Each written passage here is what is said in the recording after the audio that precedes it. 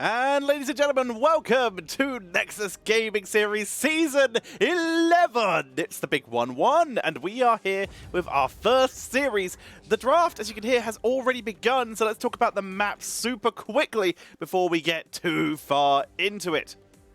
Today, we are bringing you a double feature. Later today, we will have a B West game, but right now, we are going to have a Nexus Division game, the newest division in Nexus Gaming Series. I'm hype. I hope you're hype. Because this is exciting. It's not often that we have a new division, but let's talk about these bans. We are starting off with gillyShark, choosing to HippityHoppityBros, going with the first pick. gillyShark starting off with Braxis Holdout and Dragonshire. And then we have HippityHoppityHos batting out Garden of Terror and Tomb of the Spider Queen.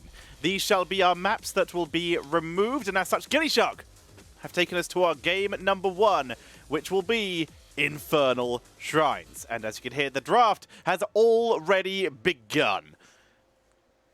Let's get involved. We have Chromie being removed first by the HippityHoppityBros. gillyShark getting rid of the Alarak. Very interesting here. Very strong hero in certain situations, but hasn't been too prevalent in the meta for quite a bit. So we will see this. Now, bear in mind, HippityHoppityBros, they're a little bit newer to the NGS scene, so they may not have as much experience when it comes to certain things, including the fact that gillyShark have the legendary Stark, Samuro Master. And the fact is, if they are newer to the scene, this might mean that Stark gets to unleash the power. Let's see. Hello, Chess and Softbird. Hope you're having a fantastic day so far, and I hope you enjoy the games. As we see the Garrosh removed, Diablo taken out, as well as Cassia is going to be our first pick for the day. Immediately double percentage damage for gillyShark with Tychus and Malthael potentially leading into some beefier frontliners. With Garrosh already gone, is there a chance for a Cho'Gall? That is the question. But either way, these double percentage damages will help deal with that Cassia, due to the fact that Cassia's physical armor will do nothing against the consistent percentage damage of Malthael and Tychus. Jahan is a very safe tank as well, one of the best of Cassia due to extra blinds, and Anduin, the classic light bomb falling sword combo if they wish to go down that route. Very standard, very exciting so much. I did, unfortunately, I will allow that, because I don't know why my thing is censoring swear words, because I do it all the time. Also, you censored yourself. The Splash video was playing. It's pretty brilliant, right? I unfortunately did not make it. That was made by NGS themselves. I believe it was Weedus on Murder who made that, and it's bloody great, innit? Gotta love stuff like that, as Hogger and Ana are taken out of action. The potential for Nano Boost Malthael, a little bit too scary, but there's still plenty of solid options here. Brightwing and Stukov and Uther are still available. A Divine Shield Malthael is still very scary. So lots of options still available here for both these teams. gillyShark now, they still need a frontliner outside of Malthael. Deckard Cain and Sylvanas will be the pickup. So that's their support show. Tank still being hidden. They could, of course, go for a double bruiser composition here. Give themselves that flexibility. HippityHoppityBros picking a pretty standard composition for now. Until then, they get the Diva for offlane and Kerrigan for the 4-man. That's very interesting. Now, Kerrigan, there's no cleanse on the side of gillyShark because of that Deckard Cain. They could pick Uther as main tank to solve that. Instead, they pick someone who can't be cleansed. You can't be stunned.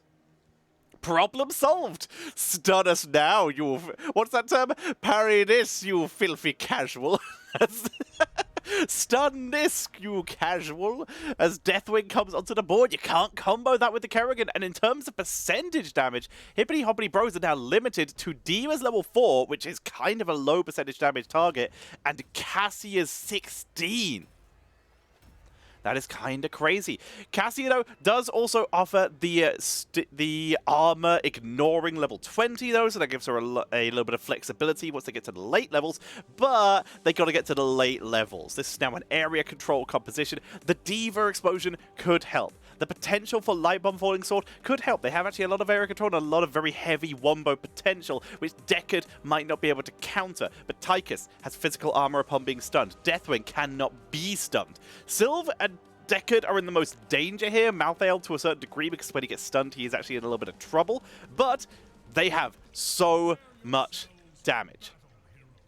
Let's see if it's enough as we head into game number 1. Ladies and gentlemen, on the left-hand side, in the blue trunks, hailing from Division A before this, but moving up to the Nexus Division upon its creation, it is gillyShark with Zergy Monster on the Malthael, Veggies on the Deathwing, Kaimo Tripsin on the Deckard Kane, Wodo is playing that Sylvanas, and the Tychus is being played by Stark. And on the right, in the red trunks, with a recent name change, don't ask questions, it is HippityHoppityBros with Titus on the Kerrigan. Cedric's going to be playing that Johanna. Captain Charleston on the Anduin. Dirix will be on the Cassia. And Team Azusa, my apologies, will be on that Diva. This is game number 1 of this best of 3 series. I am your caster, Tetcher. And let's get this underway. We're starting off with a pretty standard grenade talent. DB Smiley, thank you very much for the raid of 18. Welcome, viewers of DB Smiley. We have just gotten started. You haven't missed anything as we're getting underway. Derek's trying to move in. They try to lock down Stark, but it's not enough. Great zoning by Kaimo there, and a great dash by Stark to avoid the hard engage there. Very nicely done. And Veggies continuing to slow down the rotation as best they can as the main tank Deathwing. Very cool to see on the board. Really popular these days. We're seeing a standard grenade build Tychus, a Sapphire on the Deckard Kane, on a Pale Horse for Malthael, ready to rotate around the map when needed. Zergy is pretty good. As we see them move on. Camp is available. Dirix going to be starting that up. We're going to see the full 4-man on this, but it's bot camp, already claimed by gillyShark, taking control of the bottom of the map, and they should, in theory, get their side as well. Triple scouting, just to be sure there. Very committed to seeing if they can catch anyone out. Cedrix does see the rotation, does see the camp being taken. Here comes the invade. Fantastic scroller ceiling, but the camp is not finished yet. Good dash away by Stark, separating himself from the team, but they instead turn onto Wodo, who's in trouble, cannot make it over the wall. The escape is trying to come out. Dirix is focused down, though. Good counter engage by Veggies and Stark as they force their back. Zergy also rotating in, using that on a Pale Horse, able to pick up that kill with the fantastic rotation.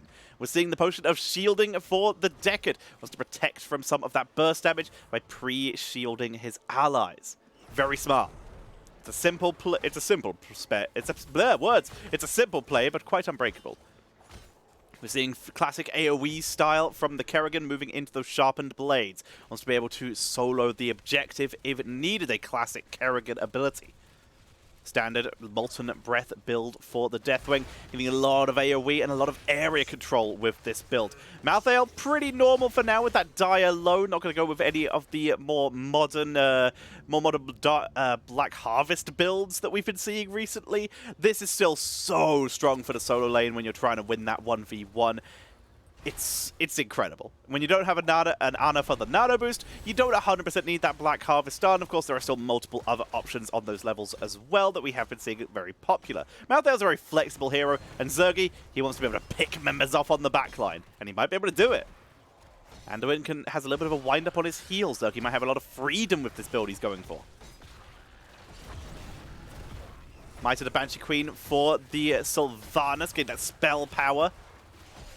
Cedrix, they're going to try and get onto Stark. They condemn him, but another great dodge with that dash. Team Azusa moving in from above, takes a little bit of damage. It's damaged quite hard, actually. Might have to sacrifice that mech pretty quickly. May need to do it now as Dirix is having to be pulled out with that leap of faith, trying to keep him alive, but Zergy Buster is in the backline, causing chaos. But the retreat from Cedrix and Dirix is pretty nice, actually. They do still lose Diva, though, who was killed off in the chaos. And the first Punisher goes over to gillyShark. gillyShark going to be making their way into the bottom lane. You can see Veggie seeing if anyone was wrapping around. Good map awareness here. Defense coming out from HippityHoppityBros. Starting to focus that down. They got a great pull using that Johanna. We're seeing a bold strategy in a fire combo from Captain Charleston here. Going to back away. They take down most of the front wall. They should finish it with that minion. Oh, it's so close. The stun, just short on range. That tower has 11 hit points. Brilliant. Veggie's going to be focused down a little bit. Nothing too scary for the moment. Stark pushing up a little far. He wants to finish that tower. He's out of range. He doesn't move into range. Stark going to be focused down, dropped into the stun, and detonated there. The range of activation on the overkill of Tychus slightly shorter than its actual effective damage range. And the rotation from HippityHoppityBros picks up the kill. And as such, that is the second kill on the board. 2 kills to 1 in favor of HippityHoppityBros. They are still a little bit behind in experience, though. Odd Thought, thank you very much for the subs, for the follow. The wave is cleared out. This time, bottom of the map goes over to HippityHoppityBros. In the meantime, though, Zergy is farming like a madman, trying to compare to the double soak of Azusa. And they're both just trying to focus up, get experience for their teams. Little bit of pressure into the mid lane as they get another set of siege camp. Wono grabs the potion and then backs away. Doesn't want to get himself caught out. Very sensible reaction. The more Korean style of build coming out of Stark, going with that relentless soldier, that extra armor when he's stunned out by Kerrigan and Johanna is going to be absolutely money here. Really intelligent play. As we also see that lost soul for Sylvanas on the other side. Standard build for D.Va. Hit the Nitros and rush down with boundless fury for Kerrigan. Again, wanting to just win objectives and try and get that shield up consistently. They're clearing everything out. Standard Johanna build as well, going with that Sins Exposed for a little bit of burst onto the objective. Not going with the Condemn cooldown reduction, because in theory that would actually help Stark. As level 10 is hit. Lornados, baby, let's go! Kaimo's in with the new hotness. As we also see the Mind Control and the Bellowing Roar, pretty standard stuff there. The Commandeer Odin and the Last Rites. We already mentioned they're going for a bit more pick potential, so this makes sense. On the other side, we don't see Lightbomb Falling Sword, and many nerds cried that day because it's cool. But in this case, a much safer style of play from the Johanna, engaging from further away. Blessed Shield to be comboed with the Summon Ultralisk, and Lightbomb can be dropped as a follow-up to either of those. Still makes sense. Bruiser Camp being picked up by the members of gillyShark very quickly. No trouble there. They don't have that Mercenary Queen as they're going for the Unstable Poison, but it does not matter. Between Malthael and Sylvanas, they clear this very quickly. Stark, extra value, split push, and he has a little bit of time. This Bruiser Camp still being captured. He's already rotating. He's going to get some fort damage down here. This is a lot of extra value, and HippityHoppityBros have to pull the trigger now. There's the Blessed Shield, Light Bomb, big stun, and that's going to be Zergy Monster taken out. That's exactly what they needed to do. They saw Stark down in bot lane. They had to pull the trigger, or they would lose an insane amount of value due to that split push. In fact, this fort, very nearly died. Great map awareness by HippityHoppityBros, pulling off the exact move they needed to do exactly when they needed it. Bot lane likely to die. Minion advantage still going over here as the Odin is dropped. They're going to try and siege this in. Ultralisk expires. Making their way forward. Cedric's big stun to Wono. Great Haunting Wave gets him out of there. That's the Cataclysm, the shortest Cataclysm I've ever seen, but it does split the team. Azusa is popped out of the mech and takes massive damage. Stark picks up the kill there. Looking for Cedric's. It's a 3-for-0, as that is a massive pickup by gillyShark. Well, 2-for-0 if you count the mech. And that is control retaken by gillyShark, 32-17. With Veggie zoning, that is going to be the second Punisher in a row, going over to gillyShark. Great play there, really nice engage and a fantastic split. Bottom fort did live, by the way. The minions did not make it all the way. Mind Control attempted. They wanted to pick off Dirix before this got too far in, but quick sidestep by Dirix prevents that from happening. Dirix, by the way, going for a Lightning Fury build with Thunderstroke, Blade of the Whale, and Surge of Light. The standard build for a Lightning Fury build here. They're going to take down the first fort of the game, which is somehow not bot lane. Point blank leap of faith, just in case Dirix got caught out, just to be sure. We're going into a more standard spray and pray build for the Tychus. Can move into the armor-piercing rounds for a little bit of extra damage, or sizzling attacks for a bit more murder potential. Plenty of options here. Stuns continuously coming out from Veggies, keeping everyone busy. Zergy showing off the speed of Malthael building killing. Micro missiles not landing on Zergy, who's able to escape very easily. Fort does go down, though. Double Fort play for gillyShark, making the most of that on a pale horse. Working out very well for them. A little bit of burst sustain with Enchant Boots Lion Speed coming in for the Anduin. Camp taken by gillyShark. You can see there was an attempt of thinking about an engage from the members of HippityHoppityBros. It might have to be onto bot lane as gillyShark. They show clearing out that bottom lane. Do they go for the camp? Rotation's coming in. No minions. The vision is not there. Azusa sees this is happening. Is this going to be a mistake? Deathwing lands from below. Self-destruct coming in. Scroll of Sealing catches Kerrigan and the Anduin as Kaimo is focused down. He got caught out trying to use the Lornado to get himself away from here. Lightbomb only hits Deathwing and does nothing, but it's still going to be a 1-for-0 in favor of HippityHoppityBros, who will claim that bottom siege camp.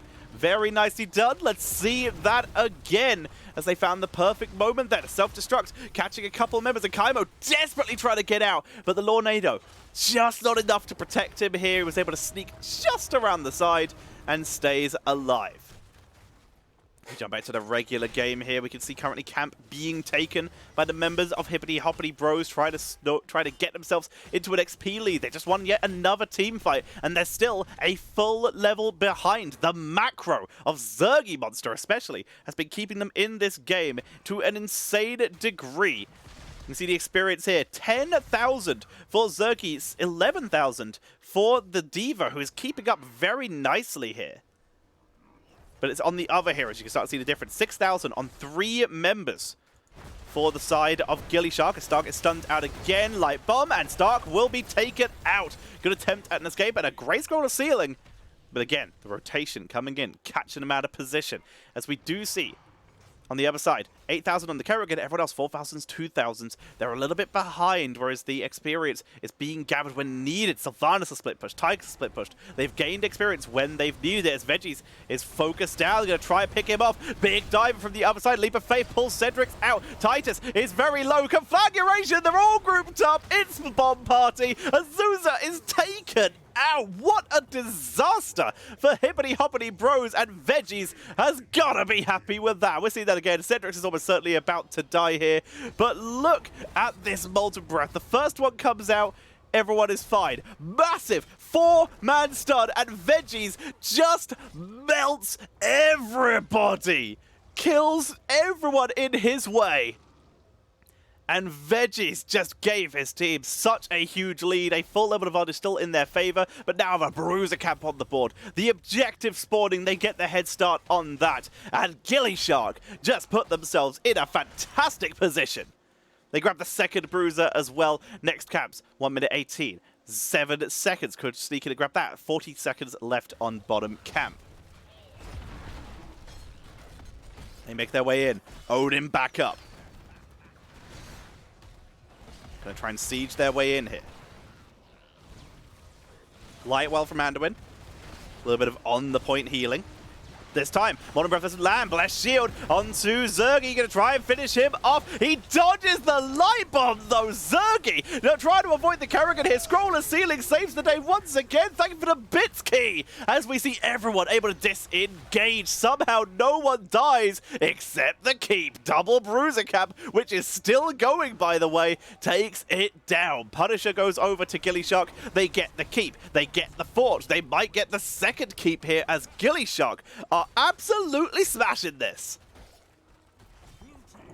Defensive positions for HippityHoppityBros. They've got to hold this for this game at number 1. Great Iron Skin. Again, Johanna pulls the Punisher in, keeps it within tower range to maximize the damage output, to clear it as fast as possible. It leashes onto the minions, though, so it will miss a little bit of damage. But it looks like they may even keep this front wall alive. Punisher goes down, but in the meantime, bot wall was pressured as well. An entire tower was taken out. And gillyShark keep control, and they keep safe, backing away here. They don't have a talent advantage, and they burn a couple heroics. Much safer for them to back up, grab themselves some mercenary camps, and keep the pressure going. Good macro play coming in from them. HippityHoppityBros clearing out the waves, keeping everything safe as best they can. They're already a keep down, a keep weakened. They gotta make sure they don't lose too much more here. Level 20 will likely be their goal now. Try and get to those big late game talents. Actually, the blink from Titus might give them a little bit of better engage potential.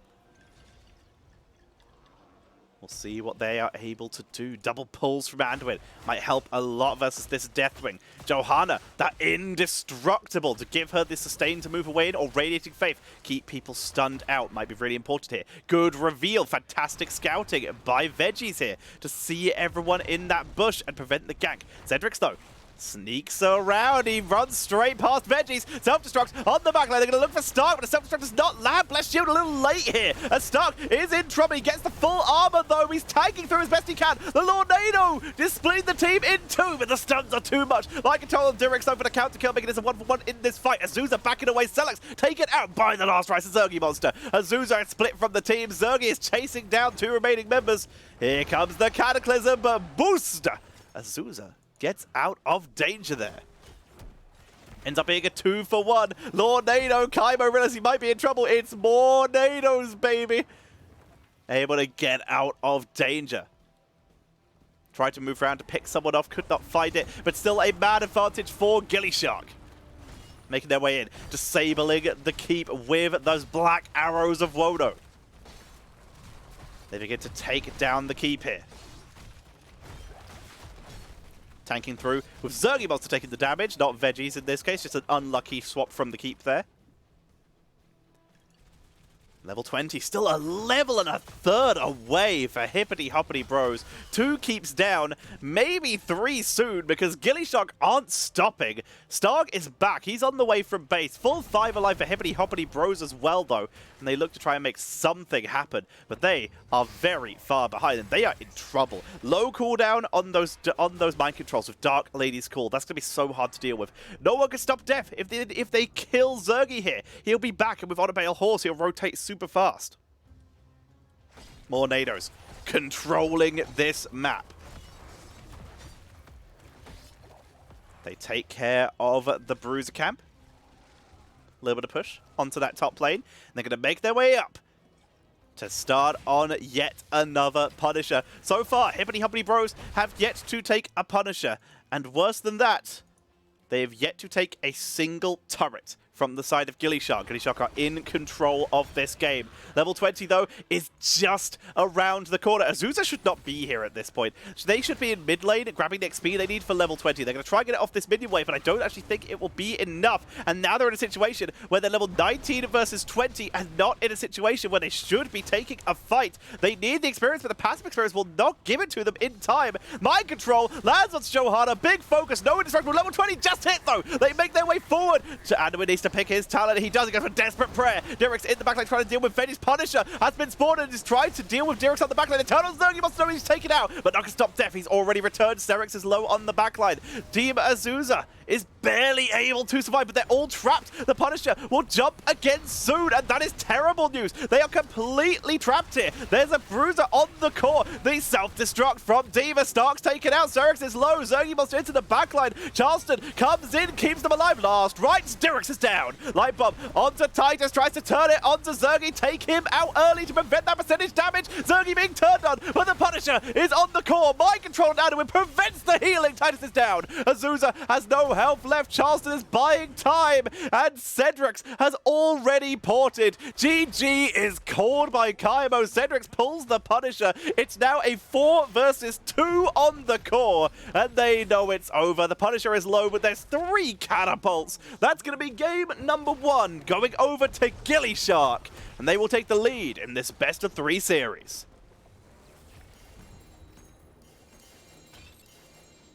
gillyShark take the lead in this best of 3.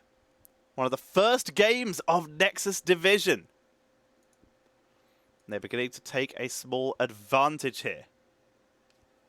Let's see if they can keep it going. That's why. There we go. I was like, why is my match summary being covered by the game? There we go. We fixed it. 12 kills to 8 at the end. HippityHoppityBros got themselves pretty close in terms of the matchups. They got quite a few kills, and they got quite a few snipes, getting gillyShark out of position a couple times, picking up a few kills, but it's the macro where they were absolutely outclassed. gillyShark in this game, absolutely superb, with Stark, Wono, and Zergy all taking turns to push lanes at a time when they were were needed. Always making sure that they didn't fall behind in experience. And that is a sign of a good player, really making the most of that here. And in the end, they were able to come out on top. The zero death Deathwing with top hero damage value. Molten Breath is pretty decent. And that is game number one. Let's have a look at the talents. Overall, pretty normal from everyone here. We did see a Cold Embrace. This can sometimes be swapped out with the Remorselessness for Sylvanas if you want a little bit consistent damage as opposed to some burst damage. But in this case, it worked out very well in their favor. But here, you can also see on the other side, Anduin, again, very peculiar build, going with that bolt strategy, which is okay, but combined with Inner Fire, the idea of Inner Fire is usually you want to use it to stay at further range from your opponents, but in this case, he was probably okay to stay grouped up, because his team kind of relied on being grouped up with Kerrigan and Johanna, and then just disengaging when Malthael jumped in. In this case, might have been better off going for a more focused on the W-based build. He got with Power Word Shield, but perhaps more Moral Compass might have been a little bit more solid here to combo with. And of course, that Holy Nova would have been fantastic into Malthael. No more looking at the talents because we already have a map number 2, ladies and gentlemen, as we will get ready to jump in. Let me set that up. It looks like they haven't changed it yet, so I don't know if that is the case. But it's looking like the map was chosen by HippityHoppityBros. So we'll jump to that screen, and if that changes, then we will swap it. Right now, we are heading to Ultrak Pass as our game number 2. It is currently looking to have been selected by HippityHoppityBros, opting for map pick, giving gillyShark the first pick option. gillyShark going to be pretty happy with that, but perhaps HippityHoppityBros have a strategy for the map that they can bring out. We'll see if it works out in their favor. It's a risky play. Let me just let them know. Boop, boop. Where's my alerts? Oh, it was there. It was just in the middle. I couldn't see it because I'm blind. Mad Kaiser, thank you very much for the follow. Welcome to the stream. Caster is R. Ready to go, because it looks like our players are also ready to go. We're going to get this underway, ladies and gentlemen. It is game number 2 of our Nexus Gaming Series Nexus Division game between gillyShark and HippityHoppityBros. Make sure you stay around afterwards, though, because this will not be the only series of today. We are also going to have another game, but in this case it will be a B-West game, a battle that will make the Cosmos jealous, because it shall be Cosmos Redshift versus Cosmos Blueshift, a battle of the sister teams. We'll see who will come out on top, as Alarak is banned out once again. A comfort ban, perhaps? Juju Woo! 01. Thank you very much for the follow. Welcome to the stream. Reminder, ladies and gentlemen, if you are enjoying my casting today, maybe consider dropping some bits or a donation or anything along those lines to show your support for the stream. I am out of work due to a combination of Blizzard being a butt by shutting down HGC and the whole global pandemic thing. So if you're enjoying yourself, please consider dropping a subscription or a donation due to your local caster. Thank you all for your support, and I hope you're having a good time, as Garrosh and Kroby are removed, with HippityHoppityBros having the last ban of this first rotation. Let's see what they choose to remove. They get rid of the Hogger, keeping it pretty regular here for now. Last time made it all the way through to the second phase. Hogger can have a very good time clearing the nulls on this map. We're starting off with the Malthael again. Zergy sticking to what works. It worked very, very well in that game number 1. Who can blame them for going back to it again? Sylvanas, this time, picked away from Wodo by the HippityHoppityBros. Derek's going to be taking that early, but that leaves Cassia available to gillyShark if they want it. And Muradin as an early tank pick. Diablo available. Very interesting. Choosing to go with that Muradin. Potentially a strategy, or also the fact they might feel it does better into Malthael, having a lot more immediate self-sustain compared to Diablo, who has to really rely on auto attacks or his Fire Stomp. It's an Uther Cassia. The Cassia is stolen, and Uther, meaning that they can either run that as a main tank or a support. They're giving themselves a little bit of flexibility here. Also, actually, no, sorry. Kaimo, not in this game. So it looks like they've swapped out the 6-man roster of gillyShark, choosing to run Stark, by the looks of it, as the main healer, with Kaimo jumping out for this game. So Stark either as main healer or perhaps a double healer composition for them. They've given themselves a lot of flexibility here as Deathwing shall be removed.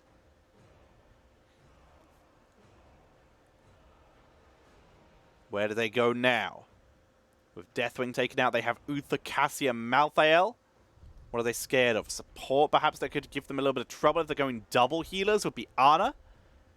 Potentially a Deckard as well for anti-heal potential. Could give them a little bit of trouble. They ban the Stukov. Healing over time, physical armor against that Cassia still will be very solid here. Stukov is the best healer to go in the double healer compositions, but they still have a lot of flexibility there if they choose. HippityHoppityBros. They are potentially showing the gillyShark do not have the intention of going double healer, banning that Stukov, but they could, of course, still do it with Lucio. Brightwing going to be the support for HippityHoppityBros, and the Gazlo comes into play. They give themselves some flexibility as well, because this can now be an offlane or a mage Gazlo. Very out of the ordinary. And it's Ana, baby. They are going double support, and with the Uther already taken, they were more scared of the Deathwing. So they remove that, and they've given over to that double support style. And because HippityHoppityBros picked up their support now, they have removed almost all of the anti-healer healers out of play. Brightwing Deckard is not a standard double healer composition. It would be very weird for them to do it. And as such, this double healer is going to have a lot of freedom. So instead, they try to go a bit standard, just see if they can out-damage. They put Gazzo in the offlane, picking up that Raider as their second damage dealer. gillyShark. I'm gonna be honest, I love HippityHoppityBros draft. It's really good for the macro, and that Gazzo could give them a lot of freedom. But honestly, I think gillyShark just ran away with this draft. The double healer is going to be so hard to deal with. Everyone synergizes with everyone very well. Lots of AoE punishment, lots of pick potential with Uther and the Ana's long-range sleep darts. Malthael for single-target explosions. They have anti-heal of their own to punish that Brightwing. I think gillyShark may have come out on top in that draft. We'll have to see, though. See if it's going to be enough for them to claim game number 2 and the series in this best of 3. Remember, stick around afterwards, because we will have Cosmos Blue Shift versus Cosmos Red Shift coming up after this. 2 hours after our original start time, so in an hour and a half. For now, though, ladies and gentlemen, we have a game to show you on the left-hand side on Alterac Pass. It shall be gillyShark with Chess Looter on the Sonya, Stark on Uther, Zergy Monster on Malthael, Wodo on Cassia, and Veggies. He's going to be playing the Ana. And on the right-hand side, in the red trunks, looking to even up the score, it shall be HippityHoppityBros with Dirix on the Sylvanas, Cedrix on the Muradin, Cap Charleston is going to be on the Gazlo, Titus on Raider, and Team Azusa. It's going to be playing that Brightwing. I'm Tetra. This is game number 2 of your Nexus Gaming Series Nexus Division, and we are underway. Starting talents. Slam build Sonya on a Pale Horse again for that mobility on the Malthael. Ooh, risky big game Hunter for the Gazlo. Not going with a long-range mage build. He's ready to get stuck in there versus Sonya, Malthael, Uther. It's a little risky. Might have recommended going for that extra range talent at level 1 for his bombs. A bit of move speed with the rocket boots. We're seeing the Lightning Fury once again for that Cassia. Lots of poke, lots of movability, very sensible. Double healer Uther going with that Silver Touch, going for a Holy Shock style here. Maximum mana sustain while also interrupting people when they try to channel. Uther having troubles at the start of this game. The range advantage being shown here. So Stark is going to come down and relieve them, Whilst Cheslooter going to start on the siege camp. Getting a little bit of extra pressure onto the map already. Same being done on the other side by Dirix. Already using black arrows to disable this here. Dirix might need help. I think they might be okay, but I think they should probably get some help at some point. Taking a little bit of damage. Good micro. It's going to be Brightwing who teleports in, but really nice micro. Minimizing the amount of those nulls that can hit them at once. Very sensible here. In the meantime, Cheslooter doing Sonya things and spinning in the middle of them. Very interesting how different heroes clear those camps. Bloody fascinating, that is. Charleston clearing out the wave as best they can. But having a little bit of trouble. Zergy, of course, wants to fight Charleston in his own minion, in Charleston's minion wave. Charleston does not want to fight Zergy Monster at this stage, especially once we get that die alone. So he's just doing the standard Gaslow thing. I don't win this lane, but I sure as hell don't lose it, and he's just hiding under his towers, clearing out the waves before they get to do any tower damage. Very old style, very sensible. As we see Rocket Socket, it's a very old style of Gaslow build here. We see the unstable anomaly. There's that mercenary queen. Sylvanas is here, so the camp gets buffed. They're already very low. A little bit of damage will still be dealt by the one remaining Knoll as it pushes in. Get that tiny little damage buff. Help clear the lane a bit more. They don't get much, but every piece of push is good push. Wono clearing out. Great Lightning Fury so far. Chess. Gonna get ganked. Here comes the multiple man rotation. So synonymous to last game. Trying to make the most out of this again. And they will pick up yet another kill. But this time, they might be punished for a great stun by Stark. There's the haunting wave. Dirix gets out with the teleport in from Azusa. And they trade 1 for 0. Nicely done by HippityHoppityBros. Similar to last time. And in the meantime, Zergy Monster has been double soaking while this is happening. Captain Charleston is going to do the exact same thing. But it's a little bit slower. Takes a little bit more setup, and due to the damage nerfs to Gaslow, actually does struggle a little bit to super quickly clear a lane nowadays. He can still do it, especially once level 7 rolls around. Gonna see him move in. Channel started by gillyShark. Cedric's forced to back up, anti-heal was applied. Doesn't prevent Brightwing from TPing in, though. Still gets the heal off as they make their way in. Muradin already healed back up to full by the combination of Trait and Brightwing. Here comes Zergy Monster into the backline, but is immediately getting focused down. Exactly what they're going to be doing. Dirix and Titus doing huge damage. Zergy is taken out as Cedrix turns onto Stark, but Stark too tanky at this stage. Captain Charleston mazes his way into the backline, was able to zone so many people out, doing a great job. Perhaps moving into this more nowadays, more Metro style of going with the Robo-Goblin build here. Get stuck in, be the melee for the team. Has gone for that Goblin fusion, for that extra scrap. Very standard there. But no wombo might be the case for HippityHoppityBros here. Just going to keep that Gaslow getting stuck in and doing some damage.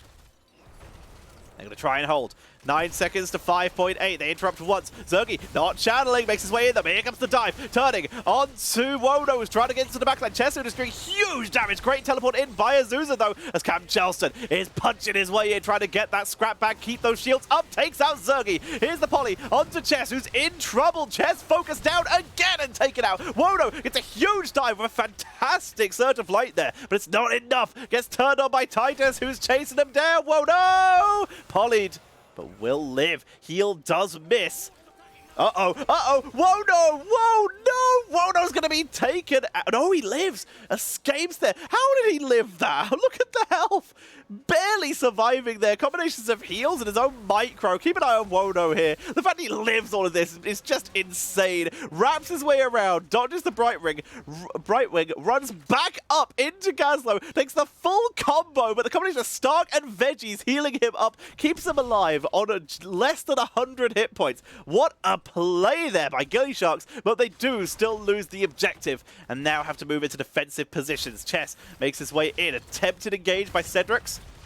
Hits the wrong target. That's someone they can really hard engage onto. They cleared this up very quickly. Fought in mid, survives. Fought in bot. We're seeing the cavalry still pretty healthy here. Might not be enough to take down a 4 with the full rotation of gillyShark outside of Malthael. Big stun onto Drix in the meantime. Team Azusa Split pushing, getting experience, and yeah, all the forts will survive. We do still see Gravo Bomb, baby. They want that wombo. As such, we're going to see that Wailing Arrow, no single target focusing here. It's all about the AoE. We even see Hyperion for it. Let's go. They take out mid-fort, able to get a good rotation, making the most of that. Sylvanas' first fort goes over to HippityHoppityBros. Charleston scouting the boss, dropping turrets. Siege camp taken by gillyShark. They don't really have time before they need to clear this wave, making the most of it. On the other side, HippityHoppityBros, the lanes are pushed up. They're soaking everything they need to do. They're pretty chill here. Very happy to grab their own siege camp at this stage.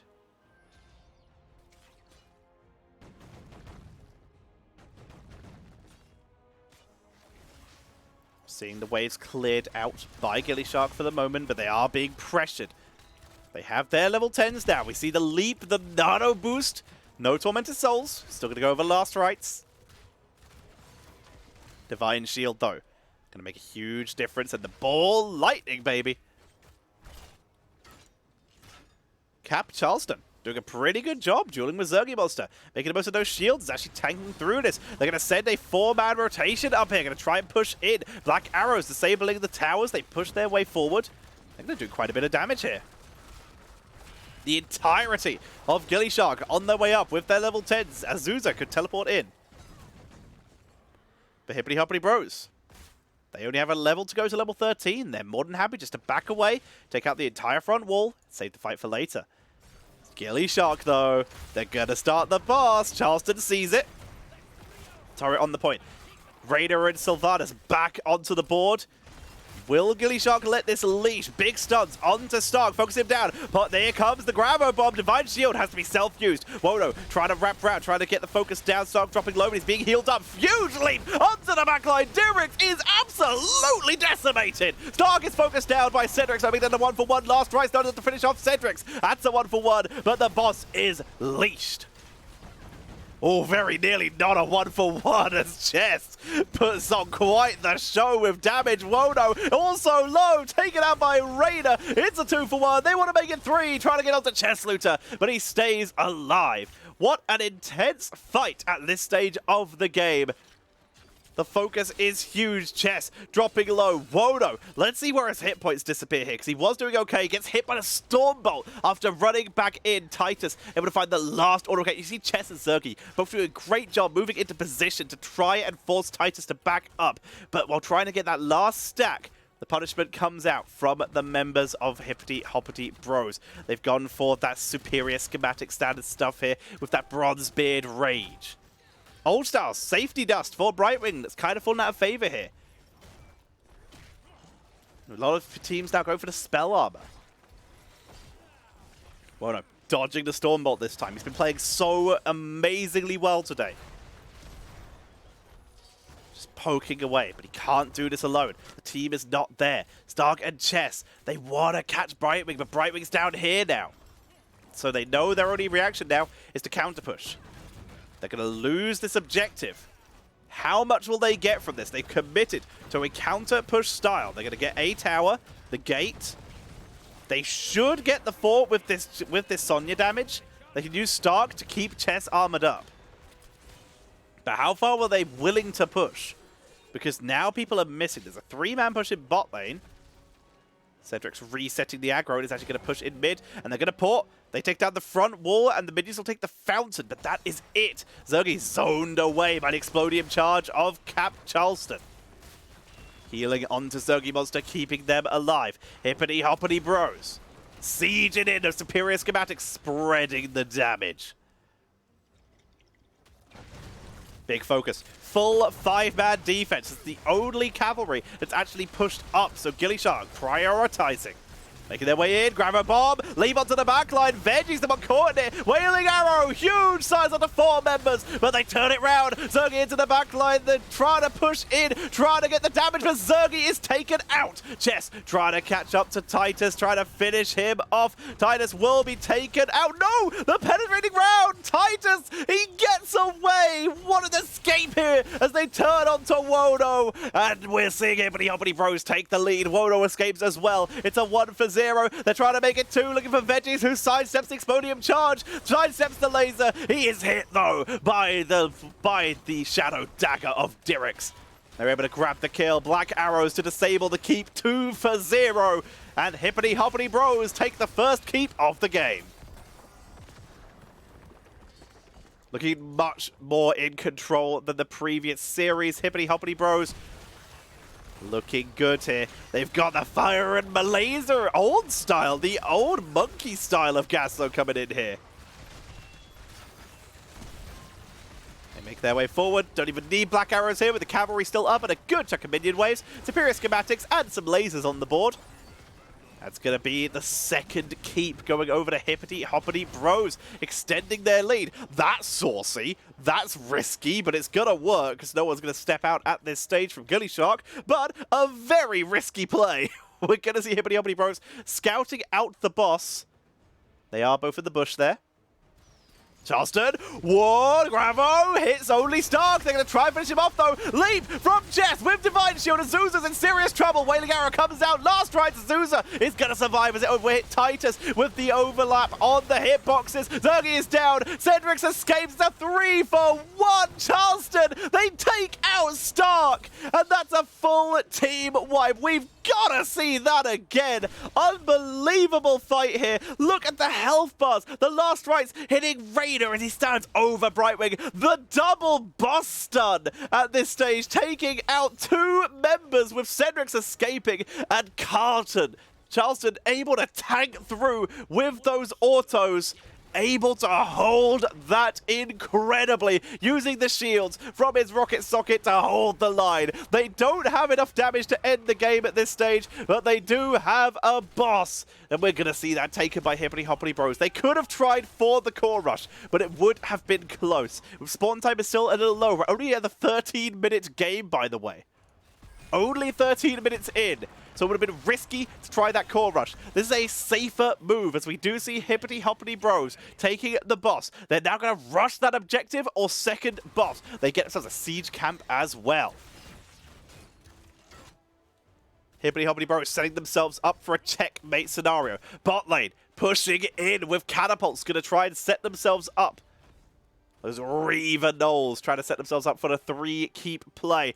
Boss still very healthy. gillyShark choose to try and take the fight first, but that boss is going to do a lot of damage. With the siege camp coming in too, they are on a limited time frame right now. They dive in, leap, they've got a wombo right here, right now. Grabo is cleansed by Zergy Monster and Stark. They get through it, they get the kill, but they've got to deal with their core. Boss is going to do some damage, but the siege cap is the risk. The boss will set up for the siege cap to try and end the game. We do see the reaction out of gillyShark.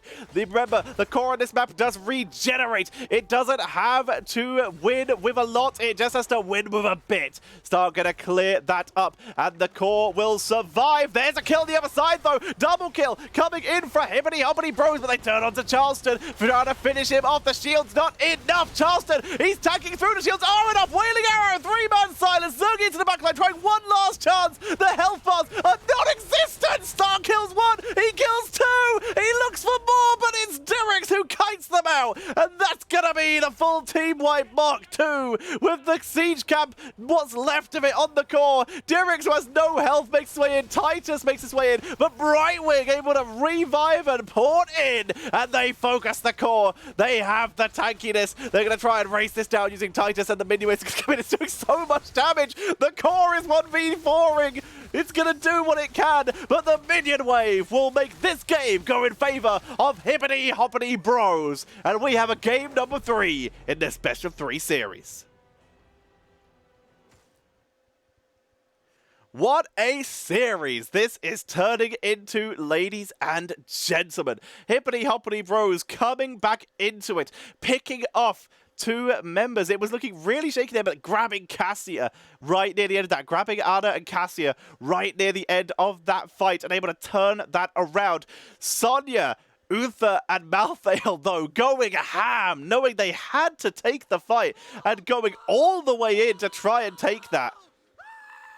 We're not going to have time to look at talents because they already have a lobby up. Thank you for the sub, Looney Tune. Very appreciated. You subscribed for 12 months. Thank you very much indeed. We're aiming for 100 subs by the end of the month. We're currently at 72, and a couple of those are gifted near the end of the month. So if you want to drop some subs to try and keep us closer to that goal, then it would be very appreciated. I also hope that you all had a wonderful Valentine's Day. I very much did. I had a lovely time. So I hope you're all having a wonderful day, a wonderful Valentine's Day. And if you want to support this stream, then subs and donations are some of the best ways to do it.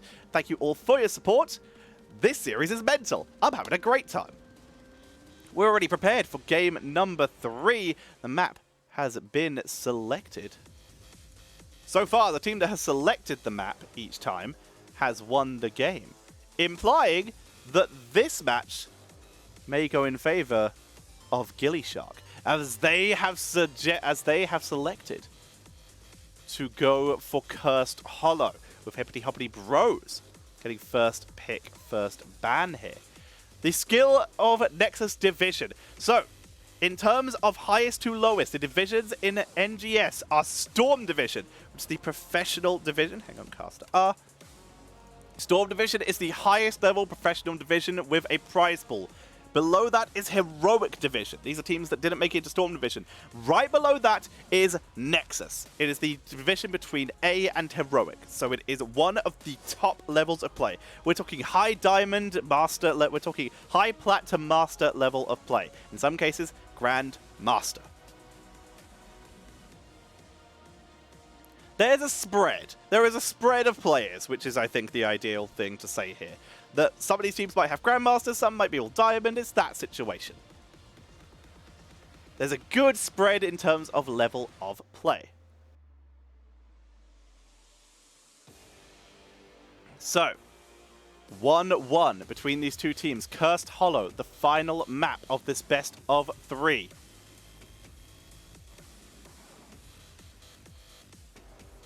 What's the problem with Black Gold players who don't believe when you tell them you're like main master? I assume you're talking about smurfing there, which you probably shouldn't be doing anyway, but I mean, they don't have to believe you. You don't also have to tell them. Don't throw your weight around. Play the game at the level you're playing at. If you try to say, hey, listen to me, I know more than you, of course people aren't going to listen because you're telling them that they're not as smart as you, and people don't like that. You might be right, but it doesn't mean they'll like it.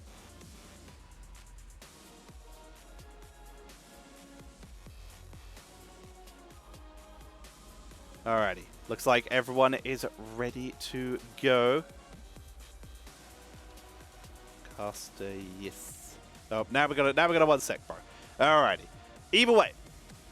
We're getting ready to head in. But remember, everybody, this is not the end of the games. This isn't the last game today, because we have another series coming up after this. After this game, we will have the Battle of the Cosmos, with Cosmos Blue Shift versus Cosmos Red Shift. The battle of the sister teams, both in B West. And we'll get to see which one comes out on top. They were also very nice enough to agree to swap sides, because the map setup... Hang on. Yeah. The map setup had them shown as Red Shift being on the blue side and Blue Shift being on the red side, which would have broke my brain. They were very kind enough to agree by letting me ask them to swap sides. Either way, that should hopefully make that easier. But for now, we're heading into our final game of this best of 3 series for the Nexus Division. Let's get it underway. Tiebreaker game. HippityHoppityBros. With first pick, first ban. Double header, baby. Well, 1 best of 3 doesn't feel like a long enough stream. It's what I struggled with the Storm Division qualifiers. Congrats, you have a stream that might last 1 hour. Okay, cool. Not really enough time to build viewership, so I like the double headers. They're nice. So, HippityHoppityBros. They ban out the Chromie again, sticking normally here. Garrosh was the first ban for gillyShark. This time it's Gazlo. We're back to those days, baby. Those zoning Explodium charges were so good. There weren't too many insane Gravo bombs, but the Explodium charge alone was enough to just keep so much zoning. Malthael banned out as well. Both teams learning from each other. Let's see the roster here. It's still Zergy and Chess. Not going to see another Kaimo game here.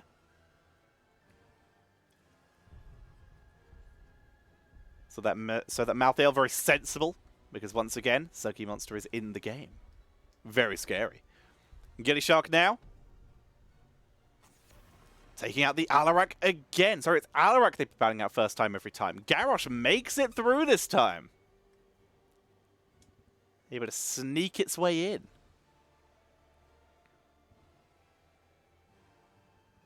So, HippityHoppityBros. Tychus, Cassia. Medivh in theory. Sylvanas has been highly prioritized between all these teams. What is first pick worthy? The Garrosh got let through this time. They first pick Muradin. With not a single other tank banned away, HippityHoppityBros pick the Muradin. The confidence is abound. Believing in themselves that Muradin, which was very impactful in the last game, is going to be enough to take them through. It also leaves them with a little bit of flexibility to counter the picks of gillyShark. Sylvanas for Wono once again, and the Tychus back for round 2. Tychus and Sylvanas, both pretty reasonable into Muradin, both for the potential for percentage damage. You probably only need one, but it's nice to have two sometimes, depending on how tanky your opponents go. HippityHoppityBros now. They could get first pick on healer here. Potentially Uther themselves. They get Dahaka for some global potential. And Tassadar coming in for the first time in this series. We've been seeing a lot of auto-attack Tassadar coming in as the new meta in the Storm Division qualifiers when Tassadar has been picked. So curious to see here. Stukov banned out once again with Sylvanas and Tychus on the board. A lot of auto-attack damage. That bio kill switch on that Bardic armor would have been very hard to deal with. Deathwing, take it out again. We see Diablo picked up quite early here, and Lucio coming out. Still potential for a double support with Uther once again not being shown by either team and not being banned away. Lucio Uther, very standard, very normal. Lucio's a great replacement for the Stukov in these double healer compositions a lot of the time. And they could, in theory, still use Uther as the offlane if they chose to. HippityHoppityBros now. They need a healer of their own, and they need another damaged healer. There's Anduin once again, and Vala, solo healer Vala, into a Tychus who could go grenade build. And there it is! We talked about it at the start of the stream. Stark Samuro, baby! And HippityHoppityBros, they do have some global. They have a little bit of AoE, but they've also got some big squish when it comes to that backline. Stark has been unleashed. Let's see if HippityHoppityBros have what they need to deal with it. Let's see if it will be enough. So we're getting ready to head into game number 3 of our best of 3 series. This will decide the winner. One of the first games of Nexus series in Nexus Gaming Series. Let's see who's going to take the lead. Stark Samuro, it's here. He's here to slice. And we are ready to go, ladies and gentlemen. Cast Hollow is the map, and it shall be the tiebreaker. Coming up after this and a short break will be Cosmos Redshift versus Cosmos Blueshift. But for now, let's get this going on the left-hand side.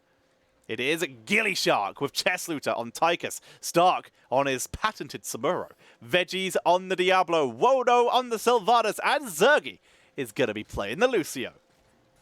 On the right side, HippityHoppityBros. Team Azusa on the Dahaka, Titus on Vala, Cap Charleston on Anduin, Dirix on Tassadar, and Cedrex is going to be playing the Muradin. I am Tetra. This is game number 3, Nexus Gaming Series Season 11. And let's get this underway. I'm going to be starting off with a Way of the Blade. No, that cooldown reduction, physical armor removal. He's ready to go for kill potential. Auto attack Diablo, feast on fear, and overwhelming affliction. We are going for the percentage damage here. And no, they did not ban the Samuro. In fact, from the chat between the teams before this series started, it looked to me like HippityHoppityBros were new to Nexus Gaming Series. Leap of faith is good. Cedric survives. But it looked like HippityHoppityBros were a bit newer to Nexus Gaming Series, at least some of their players, meaning that they might not have known about this. Something that has become almost common knowledge amongst this rank in the NGS is this lad is a god on this hero. And as such, they may be about to learn the hard way. That, or they were just feeling confident, and maybe that is well placed. We'll see if HippityHoppityBros were able to counteract this. Wono burning his way through the Siege Giants, helping out here. We see Titus and Cap Charleston working on the other side. Meantime, Dirix going with an old-style static charge, not going for the new-style auto-attack build. Laning into Stark, potential stack padding. Could work out for Dirix. Stark has to be careful that he doesn't offer too many stacks. Gonna do so much damage. Look at that. You just traded one stack for almost your entire health pool. Samuro, baby. Bruiser Cap's being taken by both teams, Wono and Zergy. On the other side, Titus and Cap Charleston. Chess Looter having a lovely time versus Azusa in this top lane due to the range advantages. He needs to make sure he isn't hit by that drag ton. And the tanks are doing tank things, aka absolutely nothing except glare at each other. Level 4, though, hit a slight bit earlier for gillyShark here. Giving themselves a little bit of a lead.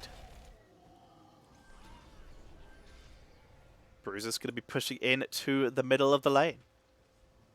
We're going to be seeing the standard plasma shields. Ooh, a Creed of the Hunter. Now, yes, in theory, you can get 3 stacks on this by just autoing Samuro. In theory, that should help you stack. In practice, you could be going multi-shot and just eating absolutely every single one of those clones. I think this may be a risk. It's a risky play here. They're going to be relying on Tassadar to do the AoE, and they're putting all the auto-attack pressure on Vala. We'll see if it is a mistake, or if it works out in their favor. Mirage, spell armor for Samuro. Runs into Titus here. The armor reduction by the clone. Tries to get onto the real Stark. Cannot do so. Here comes Dehaka, committing the full 5-man for the objective straight away. Cedric's trying to channel. Zergy going to try and sneak his way in. Dodges the drag, but the channel goes through. The full 5-man rotation. That's going to be the first tribute going over to HippityHoppityBros. Playing aggressive. They want to win early. They know the power of Samuro. Samuro, if he's able to get to the late game, and if you can get a keep down, then that is backdoor potential, always. Titus still takes a little bit of damage from that Samuro chase. We're seeing a Souls to the Flame, not full auto-attack build for Veggies. A little bit of stun healing and some sustain. Just trying to slam in, get some healing that way. Azusa, realizing that this is not a lane they're going to have a good time in. Stark just taking a little bit of damage as well, though. It's a boombox for Zergy. Permanent boombox, one of the newest additions to Heroes of the Storm, that it will last forever. This means that he could, in theory, place it into Stark's lane later on and give Stark a basically consistent Lucio heal that would always be with him. And also, as you can see here, it's a ward, baby. You get that vision. We're going to see just a very simple tribute trade. No one playing hyper-aggressive. Dirix takes a lot of damage, but nothing too bad. Hyper commitment to the auto-attack style here with the Death Dealer. Very saucy coming in from Vala here. Saucy play by Titus. See if that works out for him. There's that crushing blows. Getting that extra attack damage and that critical strike cooldown reduction. Gives you so much damage. You can get onto that backline with this build. You absolutely eat people. Titus soloing the camp just due to that extra movement speed of Hot Pursuit. Azusa slowed by Lucio, jumping his way with that supersonic, that cooldown reduction. From that push off. Cedric's stun. They stun each other, Rocky style there. Veggies caught on the other side of the Force Wall. Not a place he wants to be, but Titus is nearly getting caught out. Has to roll away. Gets the crit attack, but it hits the clone. Mirror image from Samura, giving him some trouble. Azusa onto the backline. Drag turn onto Chessluto, who's able to dash away. Burrowing under, already burned his essence. Leap of Faith does nothing, but it's the counter kill. Taking out the Tychus, 1 for 1. Veggies looking like he wants to go back in. Can't really afford to do so. It's going to be tribute number 2, go over to HippityHoppityBros, 2 to 1. Going to be seeing that Psionic Echo here, standard stuff right now for Tassadar. Dirik's going with the old style of build, and it's working quite well. Diabolic Momentum. Weird. Souls to the Flame combined into what is normally a full auto attack build, but hey, could still work out very well in their favor. Lane's being cleared. Azusa just trying to get the range advantage. Bigger they are being used there to just take a little bit of chunk of health off of Azusa. It is once again a Relentless Soldier, more Korean style, not going for the extra wave clear here you could get from that melting point. Dirik's currently up to 75 stacks, level 10 for both teams. Archon, Light Bomb, Rain of Vengeance, Isolation, and the Avatar on the other side. Odin, new and improved, the high 5, really getting popularity these days. Isolation was just used, hit nothing. Way of the Illusion, Illusion Master, sorry, Apocalypse. Mind Control, dead Azusa. Azusa are certainly going to fall here, trying to keep him alive. The Essence keeps them going, drag used, but Zogi Monster shuts that down. Light Bomb hits nothing. Miscommunication by the members of HippityHoppityBros, using 2 heroics there. Achieving nothing. Making their way in. Good gank by Veggies here. Cap Charleston is in serious trouble. Leap of Faith pulls Titus in to try and land the stun, but they're doing quite a bit of damage onto the backside. Zerg's in serious trouble, but Samuro is now involved. Cedric takes too much damage. And even with Dirik's, oh, Dirik's is in real trouble. Force Wall comes out. Lucio's the one to fall. Counter kill onto Titus, though. 2 for 2 between these two teams, still brawling. In the meantime, Dirik's is in the wrong neighborhood, is 100% going to be taken out. Stark found a single lonely Tassadar and will take that down. There's going to be 2 tributes to 2.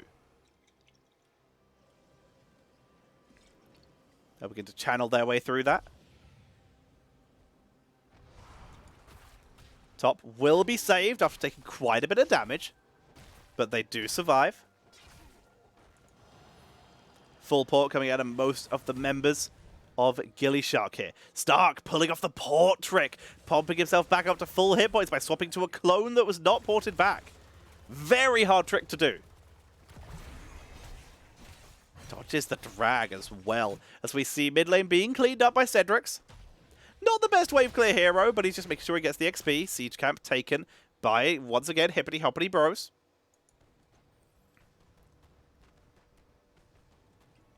Bruiser camp started for gillyShark. Veggies and Zergi starting that. Chess and Wono will rotate in eventually. Not really worth the risk of not taking, not rotating as a 4 in these kind of situations now, especially when multiple members of HippityHoppityBros were not showing. Cedric's does not want to be here anymore. We'll back away. The warding boombox once again coming out. And Stark going to make his way down to the bottom lane. It's 2 to 2. Both these teams want to make their way in. It's the Sakuchi once again. That short little teleport for Samuro. Charge coming in for Diablo, the devastating charge talent. No cruelty.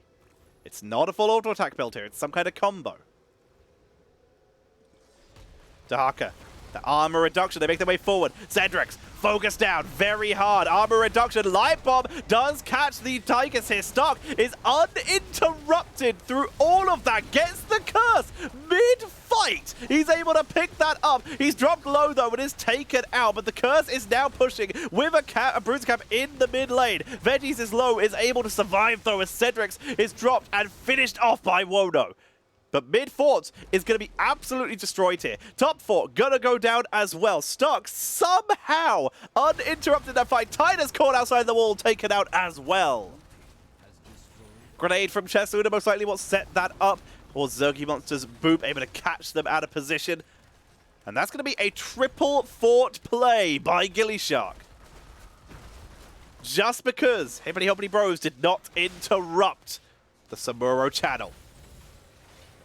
They will start clearing out that keep pressure, because gillyShark is going to be well happy with that. They got all 3 forts, can't ask for much more, so they start on a boss. They have the time.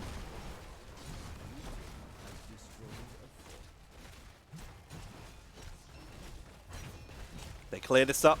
Counter boss going to be started by HippityHoppityBros. They have to send the Zuza up here, though. There's a pretty solid minion wave. They may actually still lose the tower here. It's going to be close.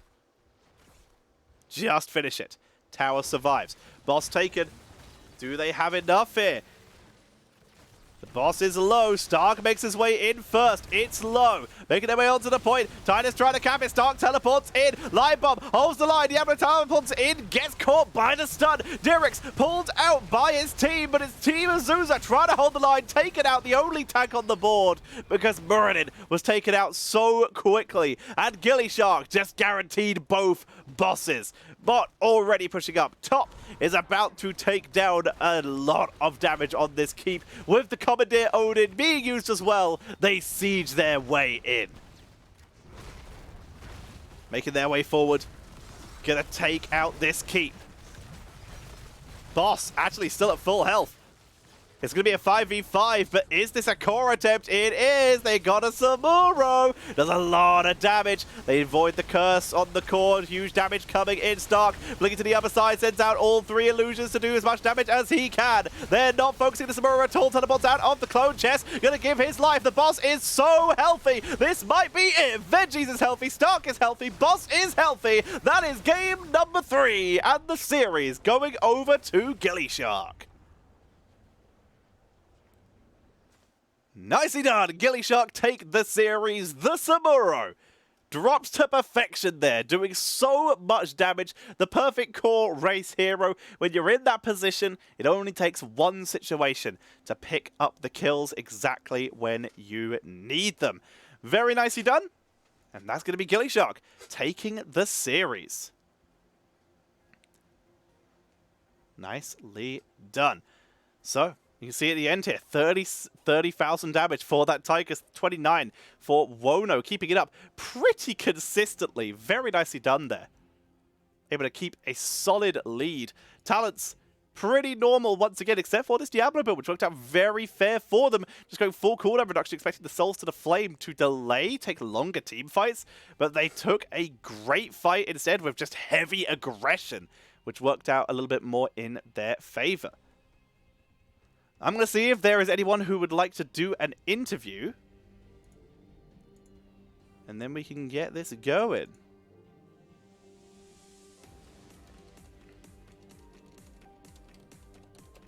And if not, we shall drop to a break before the next series. Very impressive. gillyShark taking the lead there, moving their way up, taking a 2-1. Not a full sweep by any sense, but they did play absolutely superb here and did a really good job. gillyShark taking the series. They're sending Wono. Okay, I shall jump into a room in NGS. Let's do... Oh my god, there's so many full lobbies. Let's just do lobby 2. There he is. He beat me to it. Alrighty, and we are joined by Wono. How are you doing? Congratulations on the win. Thank you, Tetra. I am doing pretty well. How are you doing? I'm doing fantastic. Those games were super entertaining. Thank you for having me to watch them. So, let's start off with the first game of the series, where you guys had an absolute Barney. How much of that draft was predetermined running that Deathwing as the main tank, considering those early percentage damage heroes? Deathwing was not initially planned as the main tank. We were leaving the tank slot open. Veggies had a couple options. We have run a little bit of tank Deathwing and scrims before, and it worked out pretty well. So when he kind of saw that they were a very CC heavy team, that's kind of when we like to pick it up. So it seemed like the natural fit there. Yeah, can't stun me if I can't be stunned. I absolutely love it. We also saw a lot of focus onto the Alarak being banned. Is this just a comfort for you guys, or is this some prior research done into the other team? So the HippityHoppityBros are a brand new team to NGS. So scouting, the little bit of scouting we can do on them was pretty limited, but we did notice that I think they have 2 players who just have massive massively leveled Alarex, so that's just something we did not want to deal with. So it was just straight up from research on the enemy team, Yep. just trying to work out what they play and play around it. Exactly. Nice, very cool. So, game number 2 on Alterac Pass. So once again, you were given first pick for this, so meaning they chose the map. Did you expect anything like that coming? What was your plan when you were given the first pick for this? I think we played Alterac like a grand total of 1 time in the last like few months. It's not just very something. popular, is it? It's not very popular. It never seems to come up when we're just like slamming quick match and stuff. So we didn't have a lot of a plan. Double support's been something we've been trying, so we just kind of threw a comp together and threw it at the map, and that's how it turned out. Yeah, were you expecting anything like the were you prepared? I shouldn't say were you expecting, because obviously you cannot predict the future. How prepared were you for the Gazlo that ended up coming out sort of midway through the draft? So something that's seemingly fallen out of favor a bit in terms of the high-level meta. It has, and it is something that came up in our scouting too, that it's one of their more played heroes. And like since it's kind of fallen out of meta, we haven't played into Gazlos, or especially good Gazlos, a lot lately. So it was definitely something that we weren't super prepared to deal with, and I think it kind of showed, because that was the bane of our team in the second game there. Got a lot of work done. Makes sense. So, you also swapped players out partway through the series, starting with Kaimo and then bringing in Chess partway through the series. What is the planning around that? Is that potentially map-based, or do you just have it preset out of these people are going to play these games, these people are going to play these games? Tetcher, I am so glad you asked me that question. Kaimo Tripson is an old man. He wanted to go to bed. That's the whole story. All right, cool. Makes sense. Chess was thankfully available for us, and that's the benefits of running a 6-person roster. I dig it. I absolutely love it. Alrighty, so we talked about a little bit about game number 1. We talked a little bit about game number 2. Let's talk about game number 3. So it started off relatively even, tribute for tribute for tribute. Before we go too far into the actual game, how happy was Stark that he got his Samura? It was, it's something that we've talked about, because there's so many brand new teams in our Nexus Division this season. Yeah, the second I saw you guys like talking in the pre-game chat, I'm just like, welcome to NGS, I was like, oh no. Like, it's something we don't want to bring out every single game, but it's definitely one of those things that if teams aren't prepared for it, we know that we can sneak it in and get a lot of value. So more than happy to pick it up when it makes sense and when it's going to be good. Makes sense to me. We'll see if he can get it again this season, or if that's it. It's always the way it gets let through. It's like Tyrael, the old HGC offline events, where everyone was just like, okay, maybe we can let, or is it like Medivh at offline events? People are like, okay, maybe we can let it through, and then it wins and it's banned forever. Yep. Alrighty, so on this map, you had, once again, a little bit of trading back and forth a couple times. They seemed to be very effective at picking you off. This is in game number 1 and game number 2 of those 4-man ganks. But you seem to have a pretty good set when it came to being able to just macro up and stay in control. What is the process of deciding who's taking over lanes in that case? It's pretty dynamic based upon a couple of things. So we have pretty good macro communication all throughout the game, and it's just kind of taking stock of who we have where and who's going to be best utilized where, what's coming up, our camps coming up, who's going to be best suited to do those. So it's not really an easy, like, oh, we're just always going to do this, but I think macro is definitely one of our team's strong suits, and we've got a pretty good system of communication to make sure things are getting done when they need to be. That is fair. I mean, I should have asked, I guess. Is there a bit of pride when you see that Malthael finally getting banned out after just the ridiculous amount of soak it got in games 1 and 2? Pride, maybe. I think sadness is an emotion that Turkey felt. But it's definitely been a very strong hero for us for quite a while, so it's not to be unexpected either. Fair enough. And I guess the final question before I start sending you over to shoutouts is just in general. You took the bottom boss. What is the decision-making between just trying to rush a keep and taking the risk of making your way up to the top lane and taking that second boss fight? Where is the decision made there? I think even before we started that second boss, like midway through the curse, we made the call to do the double boss play because it puts them in sort of like double jeopardy, where if they don't respect the boss, then that boss is definitely taking keep and we can square up on the fight. Or if they go to defend the boss, then we get 2 bosses for free. So I mean, yes, we can get wiped, but at most we have a fort in that, so they're probably taking the fort with that boss. We can defend it at our keep, and our boss is probably taking a keep at that point. So even if, like, worst case scenario, that team fight goes catastrophically wrong, I think we still come out at least even, if not ahead. Alrighty, makes sense to me. So then, thank you very much for jumping on for this interview. I leave the microphone over to you. Do you have any shout-outs, any call-outs for some of your new Nexus Division opponents? A brand new division from Nexus Gaming Series? Is there anyone who you're really excited to face? Anyone you want to call out? Anyone you want to say thank you to? The stage is yours. First and foremost, thank you, Tetra, for casting the game. Everyone loves having their games cast, and it's always a pleasure to have you around. Shout out to HippityHoppityBros. First season in NGS, it's always nice to have new faces, and it wasn't an easy series for us by any means, and those are always the fun ones that are close and back and forth, so looking forward to seeing more from them this season. Shout out to my team. You guys played well. Kaimo, you're sleeping. You'll see this in the morning. And special shout out to 2 of our Division A East teams that followed us into Nexus Division, the Caffeinated Knights and THC. Nice. Really looking forward to some rematches with those guys, especially THC since they beat us in the finals last season.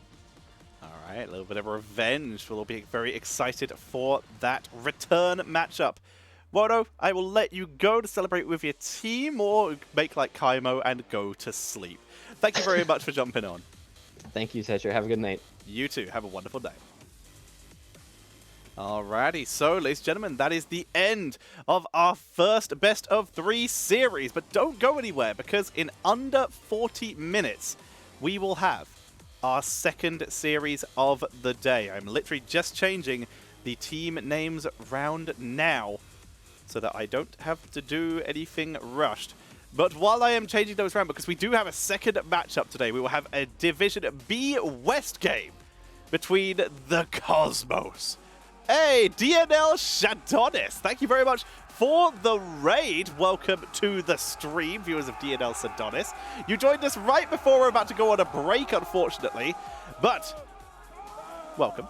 We do have our second series of the night going to be coming up very shortly. So in just under 40 minutes, we'll be having our Division B West match, and it will be a battle of the Cosmos, as we're going to be having Cosmos Blue Shift versus Cosmos Red Shift. Sister teams now having to do battle with each other to claim victory in their Division B West match. For now, I have been Tetra. If you've enjoyed the stream, please consider dropping a subscription or a donation to show your support. I literally cannot keep casting without your support, because no one pays me for this. I do it because I love it, but it is nice to be able to afford food when I do it.